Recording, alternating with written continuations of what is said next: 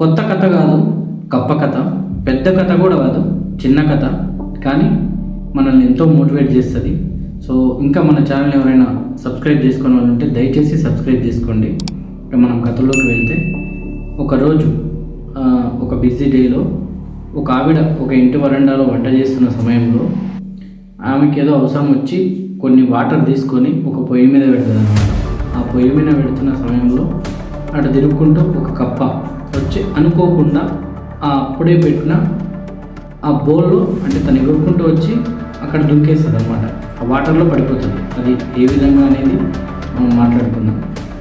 So ఆ బౌల్లో పడిపోయిన తర్వాత ఆ కప్పకి ఏమర్థమవుతుందంటే, సో కింద నుంచి వేడి తగులుతుంది. సో కానీ అంత బలంగా వేడైతే వస్తలేదు. సో చూద్దాం, అంటే వేడి తగిలే కొద్దీ మనం ఇంకేమైనా యాక్షన్ తీసుకుందాంలే అని అనుకుంటుంటుంది. సో వాళ్ళకు మంట ఆరిపోవచ్చు, లేకపోతే ఇంకేదైనా జరగవచ్చు అనే ఆలోచనలో ఉండి ఉంటుంది. సో ఇంకొంచెం వేడి తగులుతుంది అనమాట. సో ఈ కప్ప ఏం చేస్తుందంటే, ఆ కింద నుంచి వస్తున్న వేడికి తన బాడీ యొక్క ఉష్ణోగ్రతని మార్చుకుంటూ వస్తుంటుంది అనమాట.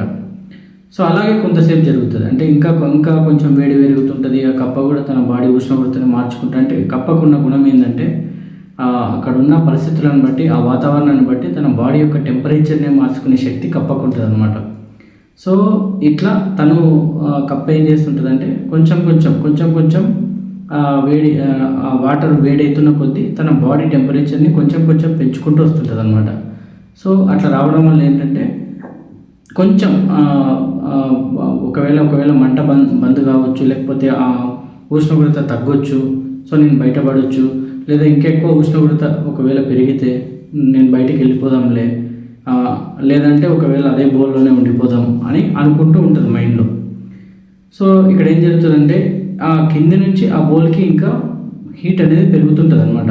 సో కప్పకు అర్థమవుతుంది, అంటే ఫైనల్ స్టేజ్, అంటే నేను ఇంతకంటే డిలే చేస్తే నేను బతకలేనేమో అనే విషయం కప్పకు అర్థమవుతుంది. అర్థమై తను ఏం చేస్తుందంటే, సో ఎగడానికి ట్రై చేస్తుంది.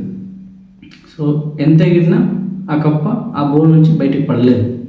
బికాజ్ మనకు అర్థమయ్యే ఉంటుంది. ఎందుకంటే కప్ప ఇంతకుముందు తనకు చాలా అవకాశాలు వచ్చినాయి. బయటకు పడడానికి, లేకపోతే తనకు తెలుసు టెంపరేచర్ తక్కువ ఉన్నప్పుడు బయట పడవచ్చు అని కూడా తెలుసు. కానీ ఆ బద్ధకము, లేకపోతే తను చేసిన ఏదో రాంగ్ ఇన్ఫర్మేషన్, రాంగ్ స్టేట్మెంట్ ద్వారా తను ఆ లోపలనే ఉండిపోయింది.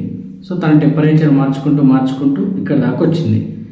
లాస్ట్కి ఏమైపోయిందంటే, నేను ఇంకా అంటే ఫైనల్గా నేను దూకేసి వెళ్ళిపోదాం, ఒకవేళ కింద నుంచి హీట్ ఎక్కువైతే అని అనుకునే టైంలో ఆ కప్ప ఎగరడానికి ప్రయత్నం చేస్తుంది చాలాసార్లు, కానీ బయటికి ఎగరలేకపోతుంది. బికాజ్ తను ఇంతకుముందు ఎన్నోసార్లు చేసిన ప్రయత్నం అనేది ఇంతకుముందు దూకడానికి ప్రయత్నించిన ప్రతిసారి ఉపయోగపడ్డది. కానీ ఆ యొక్క అవకాశాలని సద్వినియోగం చేసుకోలే. అంటే తను ఎంతసేపు తనకున్న శక్తిని ఆ టెంపరేచర్ని మార్చుకోవడానికి ప్రయోగించింది తప్ప, నేను ఈ బౌల్లో నుంచి బయటికి పడడానికి నేను ప్రయత్నించాలి, లేకపోతే నన్ను నేను కాపాడుకోవడానికి ప్రయత్నించాలనే విషయంలో ఆ కప్ప ఎప్పుడు ఆలోచించలే. సో ఇక్కడ మనిషి కూడా అంతే. చివరికి కప్ప ఏమైంటుంది మనకు తెలిసే ఉంటుంది. సో మనిషి కూడా అంతే.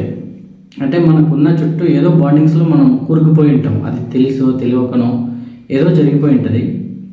సో మనం ఈరోజు బయటపడదాం, రేపు బయటపడదాం, ఎల్లుండి బయటపడదాం అనే భ్రమలోనే ఉండింటాం మనం. అంటే మనకు కూడా తెలియదు, అంటే మనం అట్లాంటి వలయంలో ఉన్నామన్న విషయం మనకి ఇంకా తెలియదు, అర్థం కాకుంటుంది.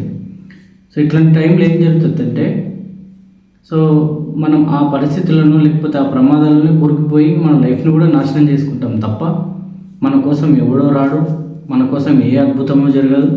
సో మనల్ని మనకంటూ ఒక యాక్షన్ ఇచ్చి మనం బయటపడతాం తప్ప, లేదంటే ఆ కప్పలాగానే మనం కూడా మనకున్న బౌండరీస్లోనే అంతమవ్వాల్సిన పరిస్థితి అయితే ఉంటుంది. సో ఇది మీకు నేను చెప్పే విధానం కొంత అటు ఇటు అనిపించినా నేను కూడా మీకు నెక్స్ట్ మంచిగా చెప్పడానికి ప్రయత్నిస్తుంటా. బట్ ఎనీవే, మీరు end of the day moral ఏందనేది అర్థం చేసుకోండి. సో చిన్న మిస్టేక్స్ ఉండొచ్చు, నో ప్రాబ్లం. మళ్ళీ మనం సర్చ్ చేసుకుందాం, మళ్ళీ మనం మాట్లాడుకుందాం. ఏమైనా డౌట్స్ ఉన్నా మీరు కూడా కామెంట్ రూపంలో తెలియజేయండి. ఇంకేమన్నా చిన్న కథలు ఉన్నా చెప్పండి, మనం మళ్ళీ వాటి గురించి కూడా డిస్కస్ చేసుకుందాం. సో నేను చెప్పేది ఏంటంటే, కప్పలాగా మనం కూడా ఆ బౌండరీస్లోనో లేకపోతే అట్లాంటి ప్రమాదాల్లో ఉండాల్సిన అవసరం లేదు. సో మనం ఏదైతే అనుకుని ఉంటాం కదా, అంటే బయటికి వెళ్తే ఫ్యూచర్ ఉంటుంది అనేది ఏదో, లేకపోతే సో ఇక్కడ కాకుండా వేరే ఇంకేదైనా, అప్పుడు మనం కొంచెం మన వరకు మనం యాక్షన్ తీసుకొని మన ప్రమాదాల నుంచి మనమే బయటపడి సో మనమే బతికేలాగా ఆలోచన చేయాలి తప్ప కూరుకుపోయి ఎవరు నష్టపోవద్దు అనేది నా ఉద్దేశం. సో ఈ కథ మోరల్ కూడా అదే. సో మీకు నచ్చితే ఖచ్చితంగా మన ఛానల్ని సబ్స్క్రైబ్ చేసుకోండి. అలాగే మన వీడియోకి ఒక లైక్ చేసి మీ అభిప్రాయం కూడా కామెంట్ రూమ్లో తెలియజేయండి.